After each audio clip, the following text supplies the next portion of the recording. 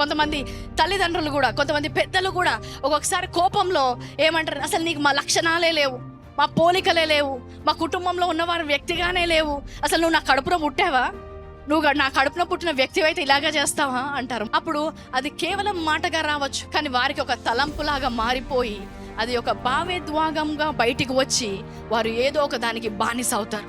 నా కుటుంబంలో నన్ను గుర్తించట్లేదు, నా కుటుంబంలో నాకు ప్రేమ దొరకట్లేదు, నా వారే నన్ను తిరస్కరిస్తున్నారు, కాబట్టి ఇప్పుడు ప్రేమ కోసము లేకపోతే ఎక్కడైనా అంగీకరించబడడానికి కోసము వేరే స్థలాల్లోకి వెళ్తుంటారు. కుటుంబానికి ద్వేషంగా వెళ్ళిపోతుంటారు. మొదటిగా తలంపు వస్తుంది, ఆ తలంపు ద్వారా మీకు దాని యొక్క ఎమోషన్స్ వస్తాయి, ఆ ఎమోషన్స్ ద్వారా అడిక్షన్ లేకపోతే అలాంటి అలవాటు లేకపోతే బిహేవియర్ వస్తుంది.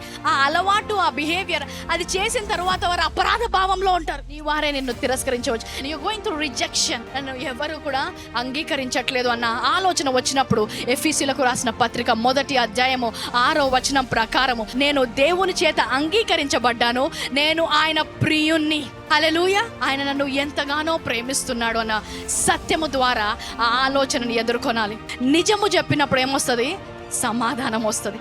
సమాధానం ఇచ్చినప్పుడు నువ్వు స్వతంత్రంలో నడుస్తావు.